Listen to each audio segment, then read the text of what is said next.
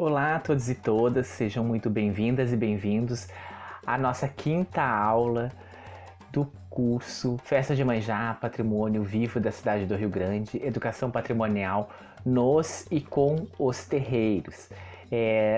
Ao longo das aulas anteriores, a gente já viu o conceito de patrimônio, de bens culturais, o que são bens materiais, bens imateriais, bens móveis e imóveis. A gente viu que são referências culturais, a partir da pesquisa, da minha experiência da pesquisa em São José do Norte, do Inventário Nacional das Referências Culturais. Na aula de hoje, a gente vai se aprofundar um pouquinho nos conceitos que eu falei anteriormente, conceito de história, de memória, identidade, né, e dos bens culturais, mas relacionados à história da cidade do Rio Grande. Espero que todos e todas curtam a nossa aula e que participem também das nossas discussões através do chat. Vamos lá?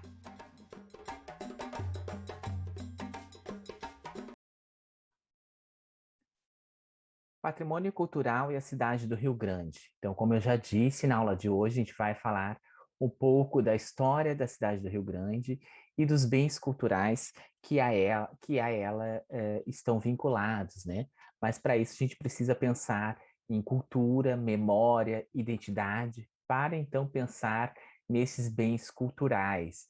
Então, para que você tenha uma noção, como referência bibliográfica desta aula específica, eu estou utilizando o livro Cidade do Rio Grande, do professor Luiz Henrique Torres, né, um livro de 2015. Então, quase todas as imagens que eu utilizo aqui serão deste livro, mas para quem quiser ter acesso à história, perspectivas históricas da cidade do Rio Grande, acessem o blog dele, o blog do professor Torres.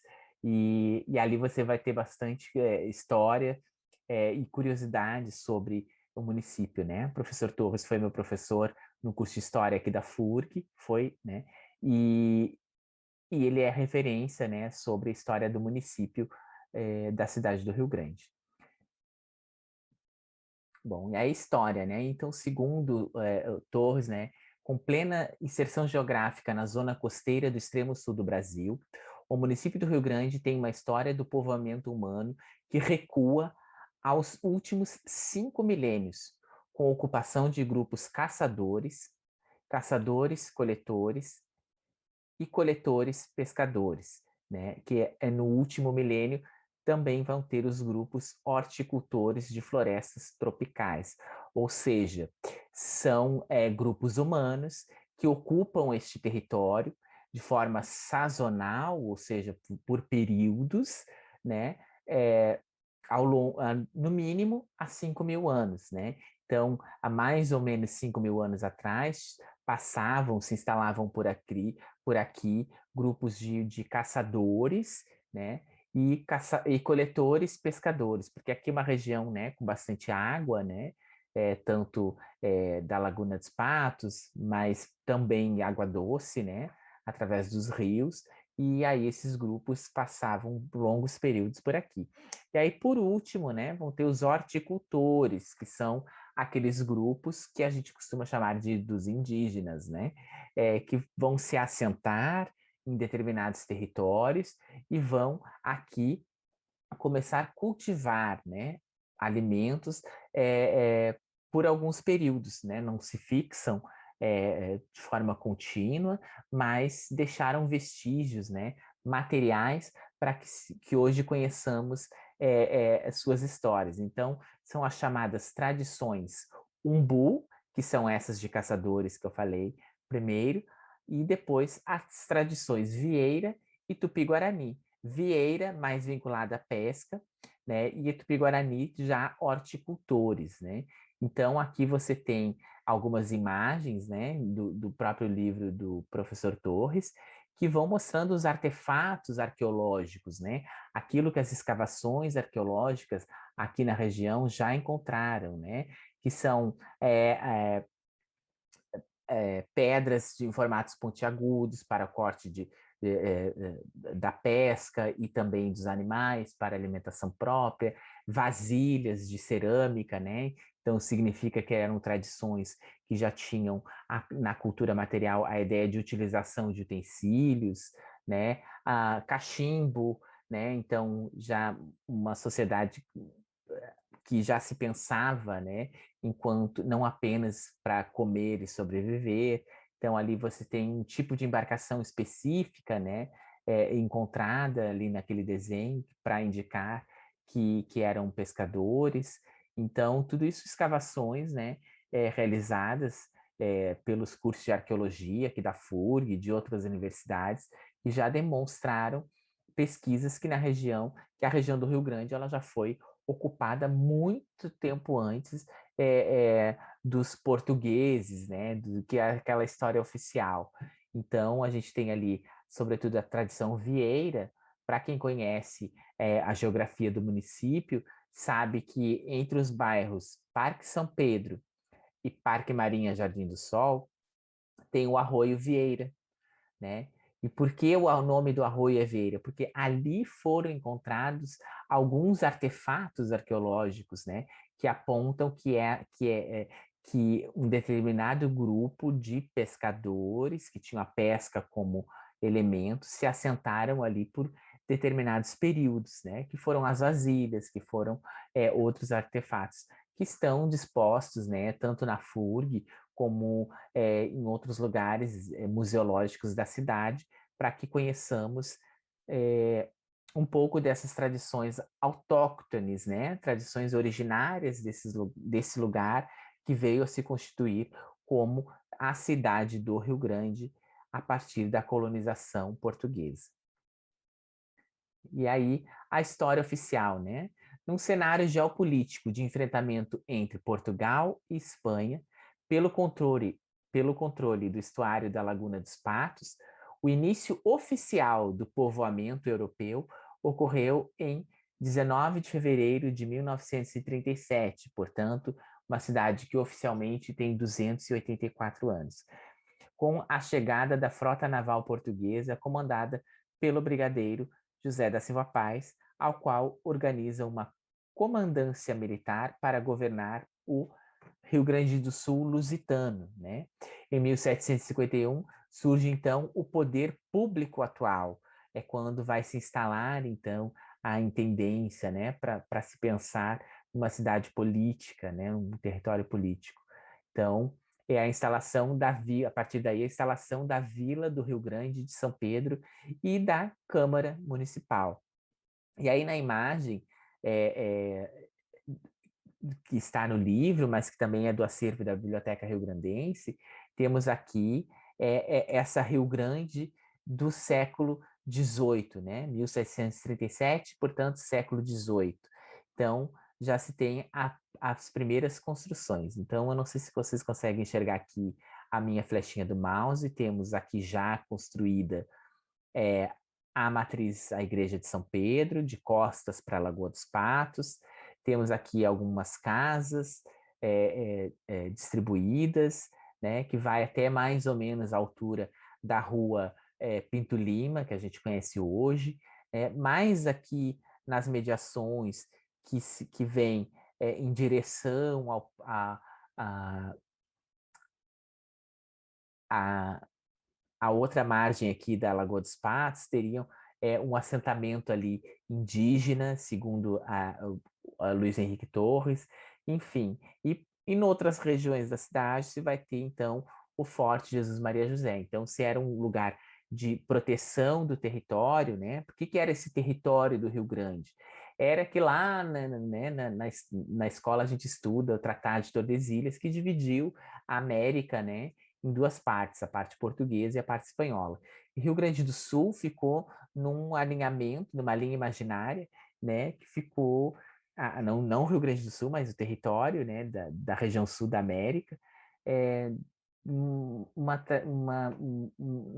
ponto-chave, né? Enquanto a Espanha tinha o estuário lá do Rio Prata, né? No Alto Uruguai, no Rio para o Rio Uruguai e tal, que vai abranger o território atual do Uruguai e da Argentina, Portugal detinha, então, a Lagoa dos Patos e a Lagoa Mirim. Então, não podiam perder esses territórios, porque a água significava meios de transporte e de economia, né? Porque a maior parte dos transportes eram realizados através de maneira fluvial, né? Através dos rios, através dos mares. Então, proteger esse território, que posteriormente foi invadido, entre aspas, pelos espanhóis. Então, o território do Rio Grande ficou sob domínio espanhol durante 13 anos, né? Então, já era essa pequena vila aqui constituída da fotografia. E aí o povoamento, né, do século XVIII teve predominância de açorianos, portugueses, cariocas e paulistas, dotando o local de uma identidade luso-brasileira. Tempo de fortificações e de guerras caracterizou este século, inclusive com domínio espanhol durante 13 anos, de 1763 a 1776. Com a vitória militar portuguesa em 76, tem início a um período de expansão das atividades comerciais ligadas à pecuária e a charqueadas. Então, era uma Rio Grande que já se pretendia povoar massivamente e as atividades agrárias, agropecuárias, vinculadas à mão de obra escravizadas. E aí, portanto, essa identidade local ela foi pautada. É ali, quando ele diz uma identidade luso-brasileira, de açorianos e portugueses, paulistas e cariocas, né? Então é importante pensar quem eram esses paulistas e cariocas, mas que sempre quando chega um português, no mínimo com ele, nesse período do século XVIII, chegariam 2 ou 3 escravizados. Pensar num exército português do século XVIII é pensar num exército composto eminentemente por homens negros, né? Pensar em povoamento é pensar em um grupo de pessoas que se deslocam e trazem consigo homens e mulheres pobres para povoarem. Esses homens e mulheres pobres eram, em sua grande maioria, africanos e africanas escravizados. Então, a identidade local passaria pelo processo de escravização, que vai deixar as suas marcas na cultura, na história, nas formas de expressão, e a gente vai ver ao longo deste curso. Então, pensando em escravidão, né, é importante a gente dizer que o trabalho, né, da mão de obra escravizada, realizado aqui no município do Rio Grande, né, o professor Torres destaca, né, que africanos e afrodescendentes fazem parte da história de Rio Grande desde sua fundação, onde negros e negras exerceram papel fundamental, ainda que na condição de escravizados. Suas atividades eram as lides pecuárias, a agricultura, né? E aí pensar lides pecuárias, quando a gente fala em charqueadas, ou seja, criar o gado, né, para o corte e fazer o charque, né? Pelotas é a referência nisso, mas essa foi uma das experiências que foi primeiramente pensada no território de Rio Grande, né? Que não deu muito certo por ser um território arenoso, a questão da areia e tal, mas ainda assim teve charqueadas no município do Rio Grande, sim, né? Principalmente aqui na região onde hoje é instalada a Universidade Federal do Rio Grande, tem o bairro chamado Profilurb, né? Naquelas mediações desse bairro existem resquícios, né, da constituição de uma charqueada ali, né? Construída com mão de obra escrava, né? Traziam o gado para a reprodução, depois para o corte da carne, a secagem da carne no sol, juntamente com sal, enfim, um trabalho árduo realizado por negras e negros, né? Africanos e africanas e afrodescendentes escravizados. Também a agricultura, né? Se tentou diversas culturas aqui na região, mas o principal trabalho era realizado na região urbana da cidade, né? Principalmente ali no Cais do Porto, né? E a gente pode ver a imagem grande aqui abaixo, esses homens negros e mulheres carregando todo toda sorte de materiais, né, para carregamento e descarregamento de navios, né? Então, essa ideia de o trabalho do estivador, né, que é carregar e descarregar as embarcações, já era executado por africanos e africanas aqui no território, desde o século XVIII, mas principalmente no século XIX.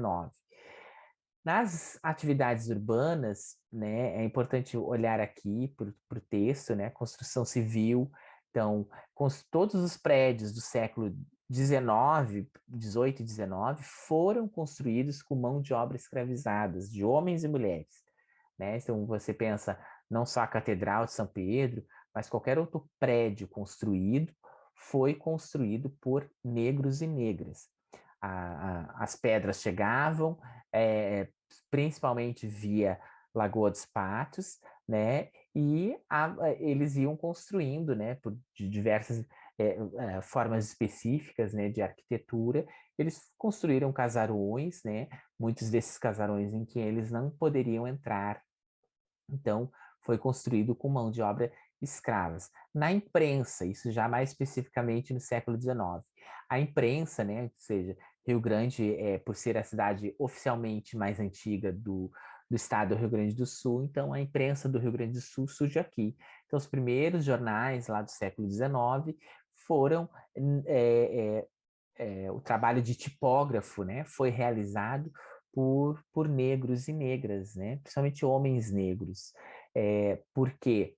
Porque quem detinha as máquinas já no século XIX, né, a tipógrafo, a tipografia, eram pessoas brancas, mas não eram eles que passavam o dia inteiro ali escrevendo páginas e páginas de jornais.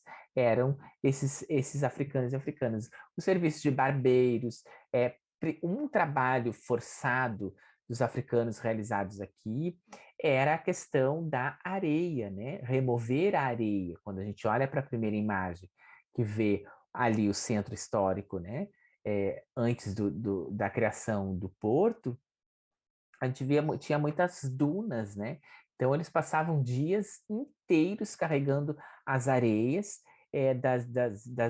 das beiras das casas, né? Iam levando para a margem da Lagoa dos Patos, como se estivessem aterrando, né? Então, quem é mais antigo aqui da cidade do Rio Grande sabe, perdão, sabe que em diversos lugares as dunas eram chamadas de cumbros, né, de areia. Então, esse era um trabalho forçado realizado por homens negros. O carregamento de água, né, buscar água doce, né, para beber e para o cozimento dos alimentos, era uma atribuição exclusivamente, principalmente das escravas, né, das mulheres negras escravizadas. Então, isso vai se dar ali no entorno do que hoje a gente conhece como Praça Tamandaré, a antiga Geribanda, né? Era ali aquele local que elas lavavam as roupas, né? Eram obrigadas a realizar esse trabalho de lavagem das roupas e também do carregamento de água, né? Água para o consumo humano. Então, era um papel essencialmente feminino e também era um papel dessas mulheres, quando chamadas escravas de ganho, era vender os seus quitutes, né? E aí ali, em frente à igreja de São Pedro, no que a gente conhece hoje como Largo do Torpil, já existem estudos na área da história e na área das artes aqui na cidade que apontam como o Largo das Quitandeiras, porque ali era uma praça, né? Então era onde as negras vendiam os seus quitutes, né? Suas diversas formas de expressão na culinária eram vendidas ali, né, num comércio, né, como de ganho, ou seja, tudo que elas vendiam, a maior parte era dos senhores e senhoras, né, de escravos. Também um outro papel, o trabalho desempenhado, que o professor Luiz Henrique Torres vai apontar no seu livro, é o carregamento dos dejetos humanos, né? Então, o trabalho de muitos homens africanos e afrodescendentes era o carregamento daquilo que se chamava de os cabongueiros, que era literalmente carregar os dejetos, as fezes e a urina dos seres humanos, né?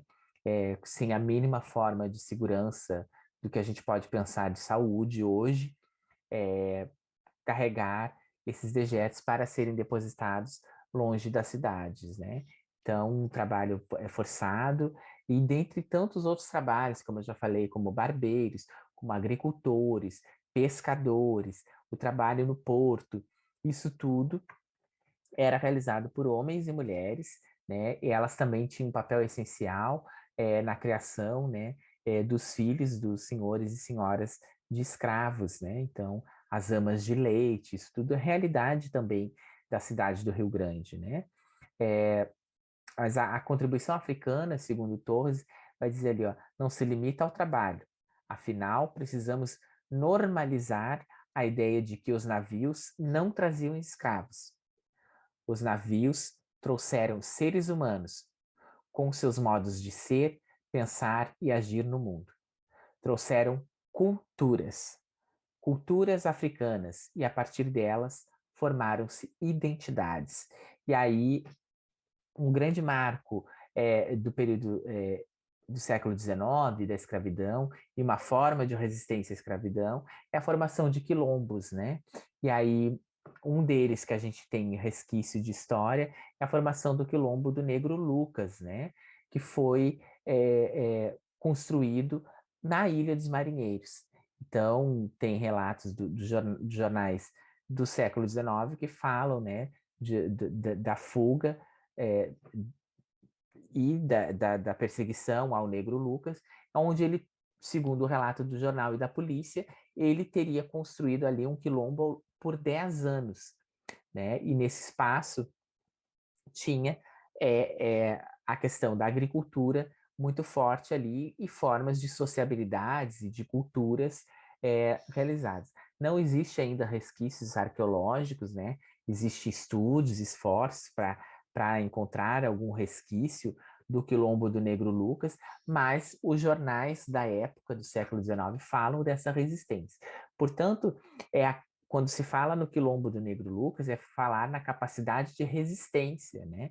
A formação do quilombo como fuga da escravidão, a formação do quilombo como forma de sociabilidade, como forma de preservação da sua cultura, né? Mesmo que a gente ainda não tenha resquícios arqueológicos que deem conta, né, para se saber que culturas eram essas, ou qual a etnia do Negro Lucas, enfim, mas se tem essa possibilidade de pensar que esse processo de escravidão não ocorreu de forma pacífica por parte dos africanos e africanas e afrodescendentes.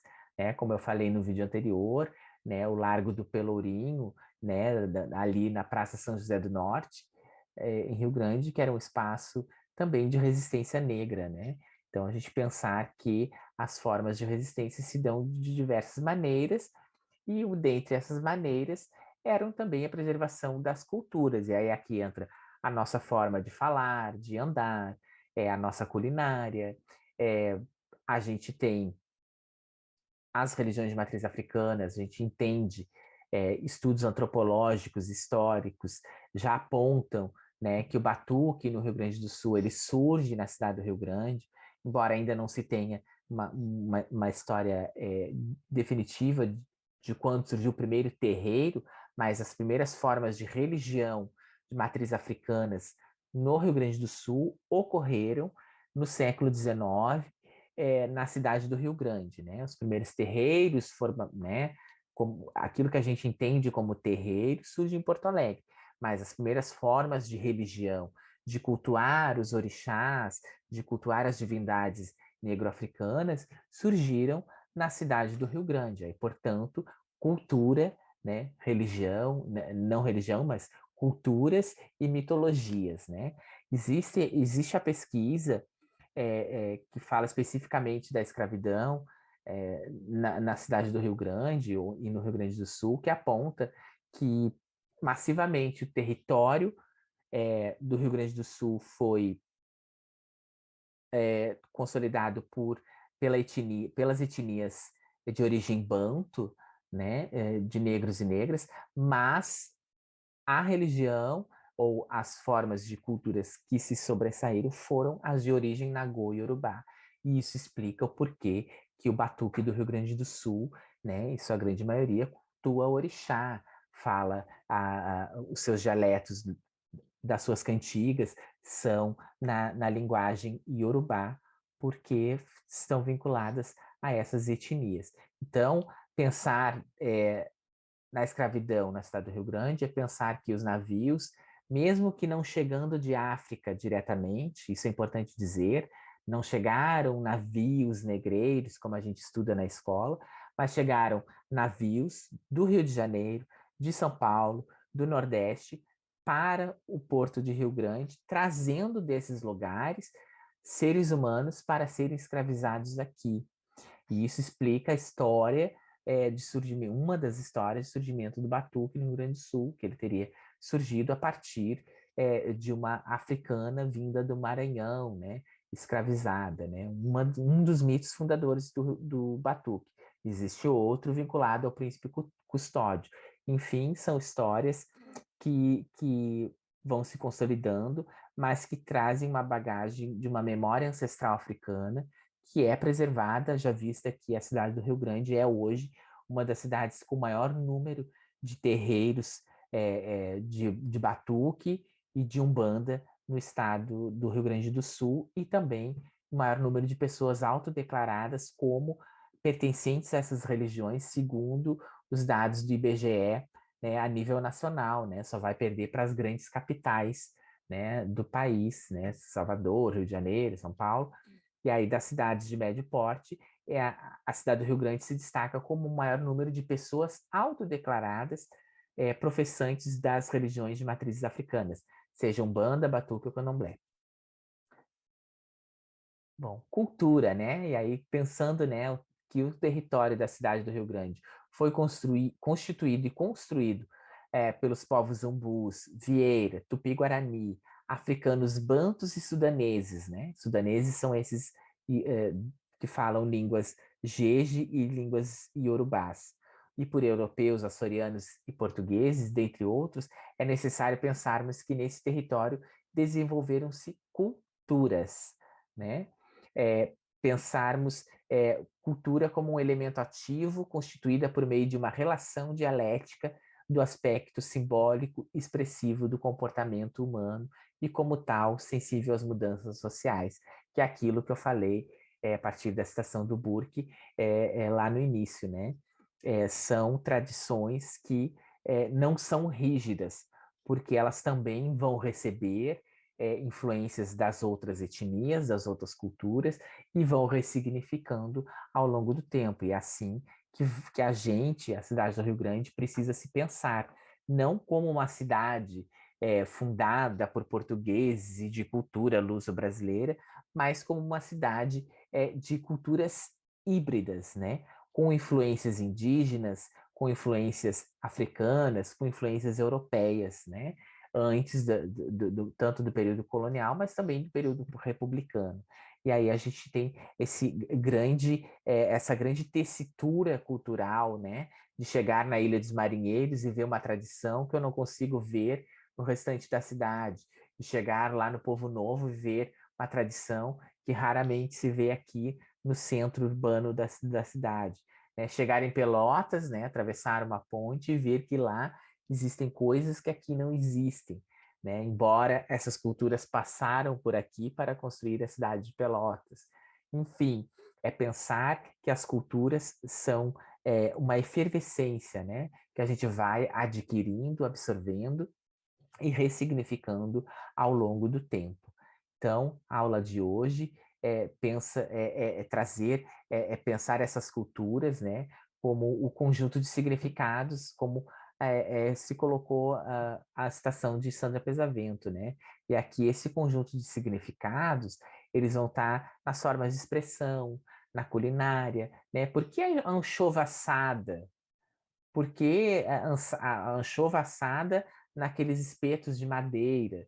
Por que a festa de Iemanjá ainda é forte na cidade? É porque ainda a gente encontra em determinados locais, né, principalmente dentro de uma Rio Grande urbana, a prática de benzimento, de benzedura é tão forte na cidade, Por que que outras manifestações culturais que existem no Brasil, elas não estão presentes aqui, né? Porque por que que, por exemplo, quando se pensa em carnaval, não se pensa no carnaval rio-grandino como um bem cultural, só o carnaval dito, né, do Rio de Janeiro, escolas de samba, ou então aquele carnaval do Nordeste aos moldes de trio elétrico, porque foram culturas que foram ressignificadas, foram reapropriadas ao longo do tempo, que teve também essa ideia de pensamento nacional, do nacionalismo, né, que disse que a cultura do CTG, Centro de Tradições Gaúchas, eles são a cultura do Rio Grande do Sul, sem problematizar a origem, né, do chimarrão, que é uma tradição indígena, né? A prática de beber a erva mate como líquido quente é uma tradição indígena que permanece até hoje e que foi apropriada por um grupo, né, que se diz tradicional, o uso de determinadas peças de roupas do Rio Grande do Sul, como o poncho, então a bombacha, a bota, isso tudo também está vinculado à cultura não só do estado do Rio Grande do Sul, mas à cultura dos gaúchos, né? Gaúchos que eram quem? Eram os camponeses, né? Os homens que faziam a lida do campo na planície aqui da região de Rio Grande e do Uruguai, né? Quando a gente fala região da campanha, região de Bagé, região dos campos, então quando se trouxe a cultura, né, a pecuária, né, trouxeram os gados para serem reproduzidos, trouxeram da Europa para ser reproduzidos aqui, então se constituiu um gaúcho. Mas quem eram os camponeses, os campeiros do século XIX? Eram homens negros. Eram homens negros que faziam a lida do campo, que cuidavam do gado, que criavam o gado para posteriormente sustentar as charqueadas de Pelotas e Rio Grande. Então, pensar a cultura de centros tradicionais gaúchos sem pensar a cultura negra é um erro que vem sendo repetido, que vem sendo reapropriado, inclusive pela mídia aqui no Rio Grande do Sul. Então, cultura é um conjunto de significados partilhados e construídos por homens e mulheres ao longo do tempo. Então, aquilo que a gente partilha enquanto sociedade e que a gente deve preservar, né, para manutenção da nossa memória, né? Então, é olhar para esse passado da cidade do Rio Grande e pensar que existe também uma história dos indígenas, dos africanos e dos colonizadores, né? Mas também existe uma história proletária, né? Uma história de industrialização do Rio Grande do Sul. É pensar que a nossa memória ela precisa ver que foi na cidade do Rio Grande que foram instaladas as primeiras fábricas que deram origem e que colocaram a cidade do Rio Grande, né, no hall das cidades mais industrializadas do país no final do século XIX e início do século XX. Aí não só, a gente costuma sempre falar da fábrica Hengens, mas diversas outras fábricas. E aqui a gente tem, por exemplo, uma fotografia da fábrica de cerveja Schmidt. Então a gente pode ver que quando se fala em memória, e aí história e memória, e pensar na história do patrimônio industrial de Rio Grande, é pensar na influência alemã, né? Da influência inglesa, na perspectiva de industrialização, e também, e principalmente, na cultura dos trabalhadores e trabalhadoras dessas fábricas. Homens e mulheres, muitos deles perderam a vida trabalhando, né, em trabalhos precários, em condições de trabalho, uma história de resistência, de luta por melhores condições desses trabalhos, né, de luta pelos direitos trabalhistas lá na década de 30, Rio Grande faz parte desta perspectiva. Então, pensar em memória, em cultura e identidade é não deixar de pensar também na resistência tanto de africanos e africanas à escravidão, mas também na resistência de homens e mulheres trabalhadores das primeiras indústrias que se instalaram aqui pelos direitos trabalhistas, né? Então não é à toa que a gente tem um lugar chamado Parque dos Trabalhadores, né? Porque ali foi lugar de conflito, de uma greve em que trabalhadores morreram lutando pelos direitos trabalhistas na cidade do Rio Grande.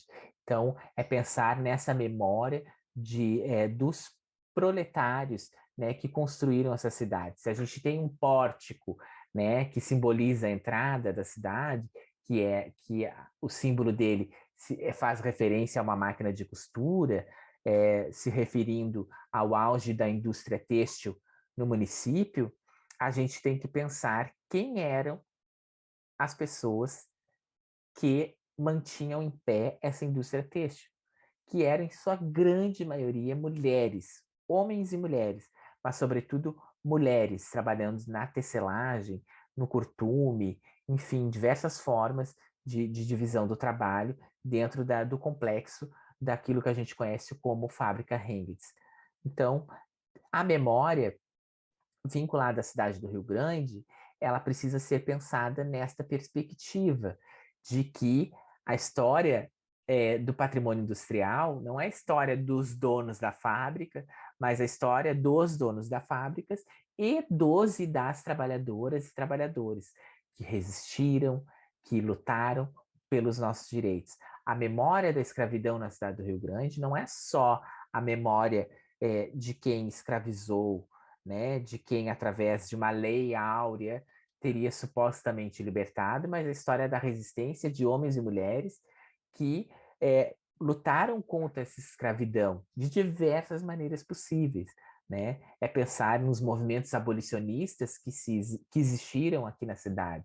Enfim, pensar em memória é pensar na formação de resistência de diversos grupos, né? Que são as identidades que constituem a cidade do Rio Grande. Quando a gente olha aqui para a imagem aqui das docas do mercado, né? E essa imagem aqui específica da enchente de 1941, quando a cidade foi alagada, né? A enchente de 1941, principalmente o centro da cidade.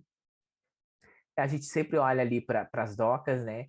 E pensa do trabalho pesqueiro, que dá identidade também a diversos grupos ribeirinhos aqui da cidade, né? Tanto da Lagoa dos Patos, mas também do Saco da Mangueira. Olhar para essas docas não só como a questão pesqueira, mas também que dá identidade às pessoas negras, né? Que, embora as docas não existiam com a chegada dos primeiros africanos escravizados, lá no século XVIII e XIX, mas ela é um porto de entrada ainda assim. Então, simboliza também a chegada de africanos e africanas, né? Ao contrário do que se pensa, aquelas argolas que estão ali não eram para amarrar africanos naquele contexto, porque as docas foram construídas depois. Ali eram para amarrar embarcações, né? Então a gente precisa olhar para a história, ter essa ideia de pertencimento, de identidade por alguns locais, mas também pensar em contextualizar, né, esses lugares dentro das diversas perspectivas históricas. Então, identidade é tudo aquilo que diferencia o rio-grandino do pelotense, é tudo aquilo que diferencia os rio-grandinos umbandistas dos rio-grandinos católicos, é tudo aquilo que diferencia os rio-grandinos pescadores dos rio-grandinos agricultores, é diferenciar os rio-grandinos instalados nas comunidades urbanas dos rio-grandinos ilhéus, tanto da Ilha dos Marinheiros, quanto da Ilha do Leonídio, Ilha da Torotama. Porque lá existem formas de sociabilidades específicas que aqui, na parte urbana da cidade, não existe. Então, aqui a gente tem uma forma de identidade vinculada à questão urbana, mais urbana, e lá nas ilhas, né, e no interior rural do município, outras formas de sociabilidades. E nenhuma é mais importante do que a outra. Então, é pensar que é importante o terno, o santinho lá do Povo Novo, como a festa de Iemanjá. É pensar que é importante a festa de Navegantes, como a procissão de São Jorge da Igreja Católica aqui do bairro rural aonde eu moro. É importante pensar na procissão do Ogum, tanto quanto é importante olhar para o Sobrado dos Azulejos, que é onde abriga a sede da Secretaria de Município da Educação. O prédio é importante, assim como a Associação de Pescadores do bairro São Miguel é importante. Então, pensar identidades é pensar que elas diferenciam os grupos, mas que não excluem esses grupos um dos outros. É nas diferenças, né, que a gente vai crescendo. Então, pensar o Rio Grande é compreender que o patrimônio cultural é, portanto, a relação entre os conceitos de cultura, história, memória e identidade, pois há uma multiplicidade de pontos de vista, de interesses e ações no mundo. O que para uns é patrimônio, para outros não é. Além disso, os valores sociais mudam com o tempo. Por tudo isso, convém analisar como o patrimônio foi visto ao longo dos tempos e dos grupos sociais. Percebemos assim que o patrimônio deve ser entendido e concebido por uma visão social, cultural, enfatizando os aspectos decorrentes da história política e social da cidade do Rio Grande, ou seja, se a gente pensar as praças, né? A gente tem Praça Xavier Ferreira, a Praça Tamandaré, né? Esses lugares, é, lá no século XIX, eles tinham um outro sentido, uma outra finalidade social do que hoje, né? A Praça Tamandaré é tida como lugar, ponto de ônibus, apenas, né? E depósito de monumentos, de estátuas. Que no século XIX era o lugar, como eu já disse, onde as africanas recolhiam a água potável para a população e também onde elas praticavam, né, a lavagem das roupas. Então ela tinha a geribanda, que era chamada naquele tempo, tinha um sentido. Praça Tamandaré, construída no início do século XX, se não me engano, ela já vai ter um outro sentido, uma ideia de identidade nacional, né? Quem foi o almirante Tamandaré? Foi o dito vencedor da Guerra do Paraguai, que nasceu em Rio Grande, né? Especificamente na cidade de São José do Norte, que na época era a cidade do Rio Grande. Então, pensar a Praça Xavier Ferreira, que já foi né, lá na sua fundação, no início do século XX, a Praça General Teles, né? Por que General Teles perdeu a importância para colocar o Xavier Ferreira, né, ali? Então, é pensar que houve um interesse político, né, nessa ideia do patrimônio, né, da praça como um lugar de sociabilidades, que houve uma vontade também social, né, que houve um conflito, ainda que talvez pacífico, mas que existe sempre uma perspectiva social, cultural e política em torno do patrimônio cultural, seja em Rio Grande, seja no Rio Grande do Sul, ou a nível de Brasil, ou a nível de mundo. Sempre vai existir essa relação, sociedade, cultura e política. Então, essa foi a aula de hoje. Espero que todos e todas tenham gostado. Na próxima aula, a gente vai ver se aprofundar especificamente em alguns bens culturais da cidade do Rio Grande. Até a próxima. Tchau, tchau.